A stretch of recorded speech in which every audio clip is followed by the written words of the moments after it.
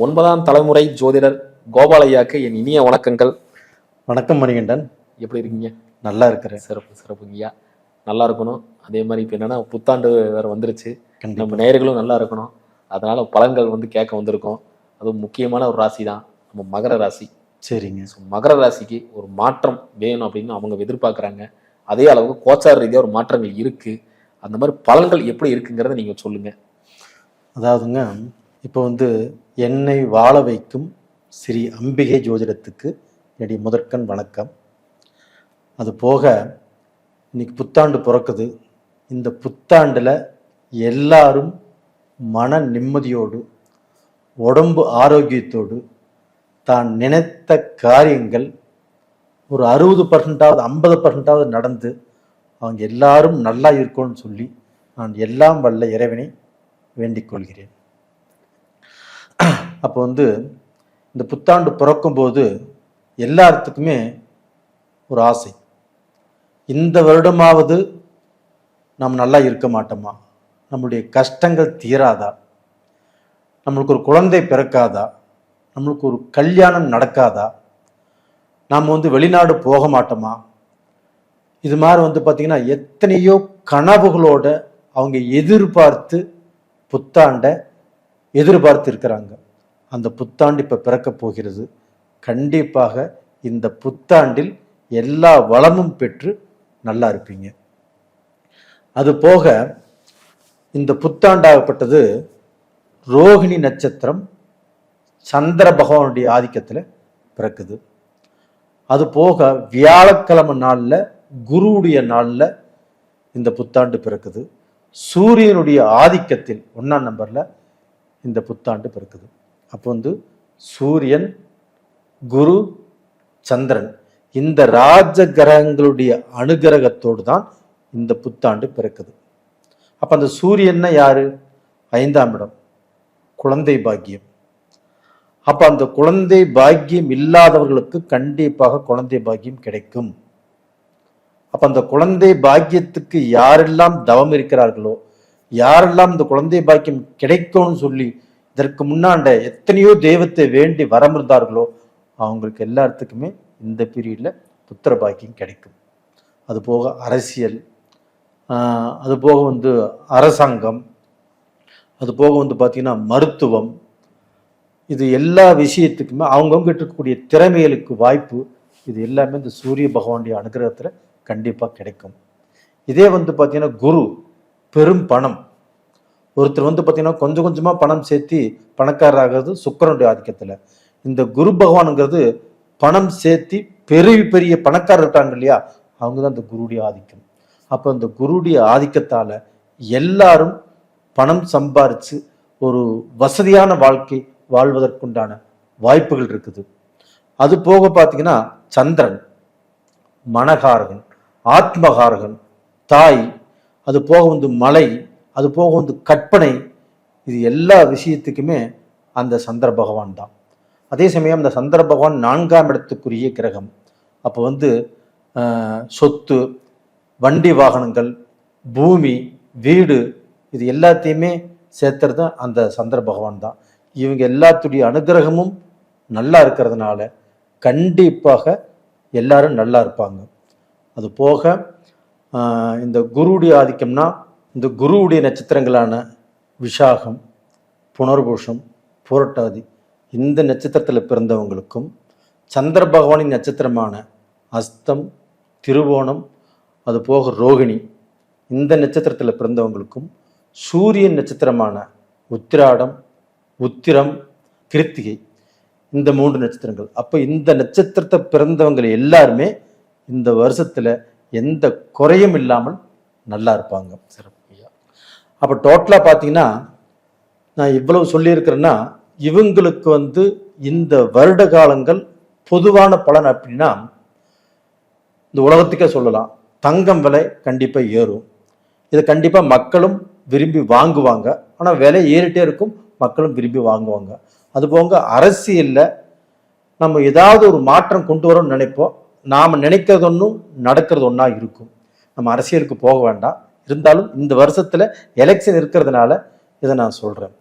அது போக வந்து பார்த்தீங்கன்னா பெண்களுக்கு ஒரு நல்ல சுதந்திரம் கிடைக்கும். அந்த பெண்களுக்கு வந்து பார்த்தீங்கன்னா இந்த போக்சோ சட்டம் வந்திருக்கு இல்லைங்களா, அந்த பெண்களுக்கு வந்து பார்த்தீங்கன்னா பாதுகாப்பு சட்டம்.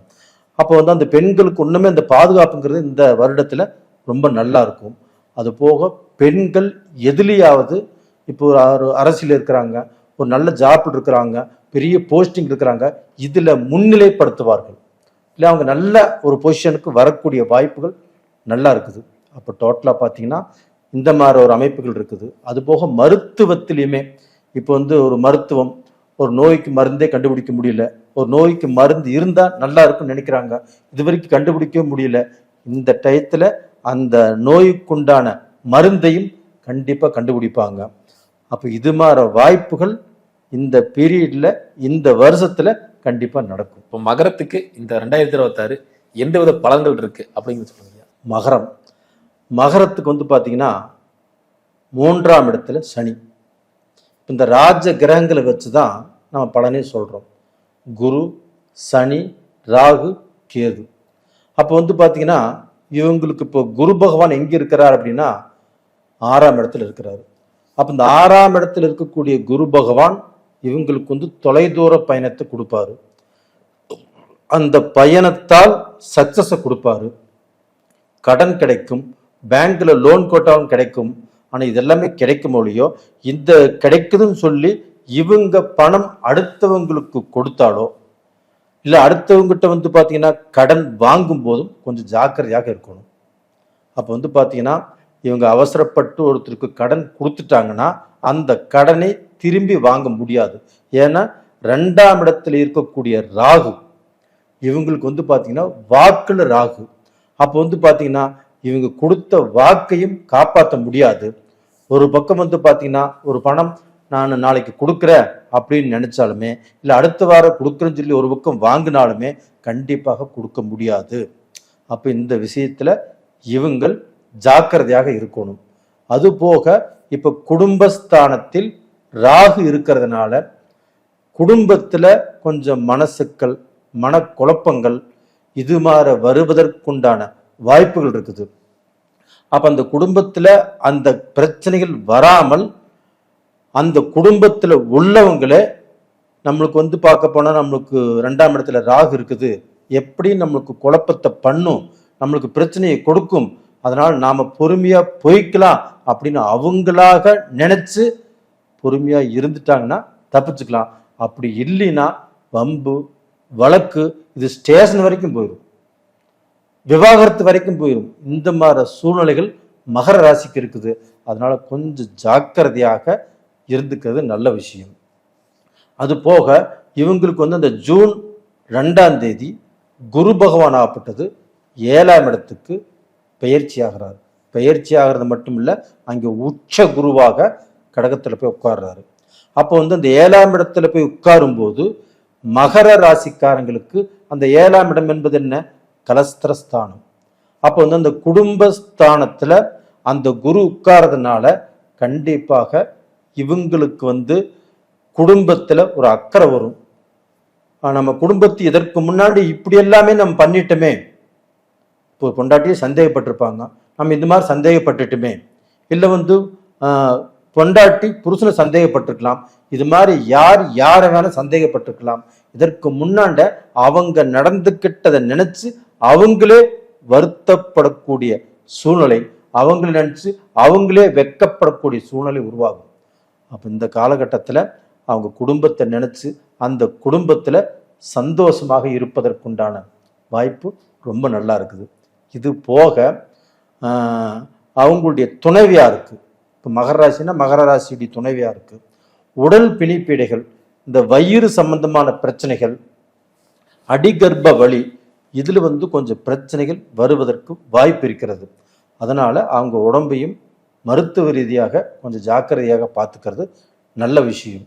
அதே சமயத்தில் அந்த உச்ச குரு அப்படிங்கிறது 7ஆம் இடத்துல இருக்குது. அப்போ அந்த பார்ட்னர் சம்பந்தப்பட்ட இடம். அப்போ இவங்களுக்குள்ள அந்த பார்ட்னர்ஷிப் வேணுமா இல்லை வேண்டாமா? அப்போ பார்ட்னர்ஷிப்புக்குள்ள கண்டிப்பாக மனஸ்தாபங்கள், மன கஷ்டங்கள் வந்திருக்கும். அவங்க பிரிஞ்சிடலாம் நினைப்பாங்க, தாராளமாக பிரிஞ்சிடலாம். ஏன்னா வந்து மீண்டும் ஒன்று சேர்ந்து அவங்க அந்த பிஸ்னஸ் ஆரம்பிச்சாவோ கண்டிப்பாக மீண்டும் குழப்பங்கள் வருவதற்குண்டான வாய்ப்புகள் தான் இருக்குதோ இல்லையோ. இப்போ இந்த குரு 7ஆம் இடத்துக்கு வந்து உச்ச பலமாக இருக்கிறதுனால கண்டிப்பாக அவர்கள் பிரிந்து கொள்வதுதான் நல்ல விஷயம். ஐயா இப்போ உச்சகுரு வராரு, இப்போ ஜூன் 2ஆம் தேதி பெயர்றாரு. அப்படி இருக்கும்போது ஆல்ரெடி ஒரு குழப்பத்துல இருப்பாங்க. ஒரு தப்பா கூட நினைச்சிருக்கலாம், ஒருத்தர் மேல மதிப்பு கம்மியா இருக்கலாம். ஸோ இந்த ஒரு குழப்பங்கள்ல தீர்றதுக்கான பாசிபிலிட்டி இருக்கா? ஏன்னா அவரோட சமசத்துவமா பார்வையா 7ஆம் பார்வையா உழுகிறதுனால, மகரத்திலேயே உழுகிறதுனால அந்த மாதிரி பார்வையெல்லாம் மாறுமா? கண்டிப்பாக இந்த குரு பெயர்ச்சி மகர ராசிக்காரர்களுக்கு ஜூன் மாதம் 2ஆம் தேதி இவங்களுக்கு வந்து சொந்த பந்தத்தில் இருந்தால் மனஸ்தாபங்கள் தீரும். ஒரு பழக்க வழக்கத்தால் இவங்களுக்கு ஏதாவது ஒரு நட்பலன் கிடைக்கும். இப்ப இவங்க யாரையுமே எதுவுமே பெருசா எதிர்பார்க்க மாட்டாங்க. இவங்க நிறைய பேருக்கு நிறைய நல்லதை செஞ்சிருப்பாங்க, உதவி செஞ்சிருப்பாங்க, உபகாரம் பண்ணியிருப்பாங்க, எதையுமே எதிர்பார்த்திருக்க மாட்டாங்க. அப்படிப்பட்டவங்களுக்கு இந்த பீரியட்ல அந்த பழக்க வழக்கத்தினால, இவங்களுடைய நட்புனால, இவங்களுடைய சொந்தக்காரனால இவங்களுக்கு ஏதாவது ரூபத்துல ஒரு நல்லது நடக்கும். இவங்க வேண்டான்னு சொன்னாலும் கண்டிப்பா அந்த நல்லது நடக்கும். அதை ஏத்துக்கிட்டு அதன் மூலியமாக இவங்களுக்கு ஒரு நல்ல வளர்ச்சி தான் இருக்குதோ இல்லையோ, கண்டிப்பா கெடுதல்ங்கிறது இல்லை. ஏன்னா அந்த குழப்பங்கள் வந்து சட்டெல்லாம் தெளிவாக போகுது. கண்டிப்பா அந்த இருக்கக்கூடிய குழப்பங்கள் தீர்ந்து அந்த எதிரியும் நண்பனாகலாம். இந்த பீரியட்ல எதிரியும் நண்பனாகலாம். அப்போ வந்து பாத்தீங்கன்னா நண்பன் எதிரி ஆக மாட்டாங்க, எதிரியும் நண்பனாகலாம். அப்போ வந்து பாத்தீங்கன்னா விரோதிகள் கூட இவங்க கூட வந்து பாத்தீங்கன்னா கை கோர்த்துட்டு நான் செஞ்சது தப்புப்பா அப்படின்னு சொல்லி வருத்தப்பட்டு இவங்க கூட சேரக்கூடிய வாய்ப்புகள் இருக்குது. ஒன்றும் பிரச்சனையே இல்லை. அதே சமயத்தில் வந்து பாத்தீங்கன்னா இவங்களுக்கு 3ஆம் இடத்தில் இருக்கக்கூடிய அந்த சனி பகவான் அவங்க வந்து பாத்தீங்கன்னா 7ஆம் பார்வையாக இவங்களுடைய ராசிக்கு 9ஆம் இடத்தை பார்க்கறாங்க, பாக்கியஸ்தானத்தை. அப்ப அந்த பாக்கியஸ்தானத்தை அந்த சனி பகவான் பார்க்கும்போது கண்டிப்பாக இவங்களுக்கு பாக்கியம்தான் நடக்கும். அப்போ வந்து இன்னைக்கு வரைக்கும் அந்த தொழில் ஸ்தானத்துல அந்த குரு பகவான் இருந்து இவங்களுக்கு வந்து தொழிலை ஒன்று ஆரம்பிக்க போவாங்க. அது வந்து 90% சக்சஸ் ஆகும், மீதி 10% பிரச்சனை ஆயிரும். அப்ப 90% சக்சஸ் ஆகி மீதி 10% தொழில் செய்யறதுக்கு விடாது. ஒருத்தருக்கு தொழிலே இருந்தாலும் ரொம்ப ஸ்ட்ரெஸ், அந்த வேலையில நல்ல திருப்தி இருக்காது. அவங்க பாஸும் இவங்களை மதிக்க மாட்டாங்க, இவங்க சூப்பர்வைசரும் இவங்க செஞ்ச வேலைக்குண்டான ஊதியம் தர மாட்டாங்க. அப்ப அந்த உழைப்புக்குண்டான ப்ரமோஷன் கிடைக்காது. இது மாதிரி குழப்பங்கள்லாம் இருக்கும். அந்த குழப்பங்கள் எல்லாமே ஜூன் மாதம் 2ஆம் தேதிக்கு மேல கண்டிப்பாக தீரும். ஏன்னா இவங்க வந்து இப்போ செய்ய வேண்டிய ரொம்ப ஸ்ட்ராங்கா இருக்க வேண்டியது எதுலன்னா, இந்த 2ஆம் இடத்துல ராகு இருக்கிறதுனால இவங்க பேச்சுல ரொம்ப ஜாக்கிரதையா இருக்கணும். இதே போன் பேசுறாங்க, போன்லயுமே இவங்க என்ன பேசணும்னு நினைக்கிறாங்களோ அது பேச மாட்டாங்க. அப்ப அந்த எதிராளி என்ன பேசுறாங்களோ அதுக்கு தகுந்த மாதிரி பேசி அதனால வம்பு வழக்கு வளரும். அப்ப டோட்டலா வந்து பாத்தீங்கன்னா போன்ல பிரச்சனைகள் வரும். அதனால வந்து பாத்தீங்கன்னா இவங்க பேசுறதுக்கு முன்னாடியே யோசனை பண்ணி பேசுறது ரொம்ப ரொம்ப முக்கியம். அது போக வந்து யாரு கூட பழகினாலும் பேசினாலும் ஃபர்ஸ்ட் நிதானம் பண்ணிட்டு சிந்திச்சு பேச சொல்லுங்க. 4 பேச்சு பேசக்கூடிய இடத்துல 2 பேச்சு பேசினா போதும். அப்படி பேசினா இவங்க இந்த பீரியட்ல தப்பிச்சுக்கலாம். அப்ப அந்த குரு பகவானுடைய பார்வையும் இவங்களுக்கு நல்லா இருக்குது. அப்ப அந்த குரு பகவானுடைய பார்வை நல்லா இருக்கிறதுனால இவங்களுக்கு வந்து பாத்தீங்கன்னா போகக்கூடிய பாதை கொஞ்சம் கிளியரா இருக்கும். அந்த குரு பகவானுடைய பார்வை நல்லா இருக்குதுங்கிறதுக்கோசரம் நம்ம நடு ரோட்ல போக முடியாது. நாமளும் கொஞ்சம் ஓரமா போகணும். நம்ம பேசக்கூடியதிலும் கொஞ்சம் பார்த்து நிதானமாக பேசணும். நம்ம குடும்பத்திலையும் சரி வெளி வட்டாரத்திலையும் சரி கொஞ்சம் நிதானமாக இருப்பது நல்ல விஷயம். சிறப்பு ஐயா. ஐயா இவங்க வழிபாடு என்ன இருக்கு? இவங்களுடைய வழிபாடு அப்படின்னா விநாயக பகவான் அவங்க காலை கெட்டியை பிடிச்சி சொல்லுங்க. இவங்களுடைய குறைகள் இவங்களுடைய கஷ்டங்கள் கண்டிப்பாக தீரும்.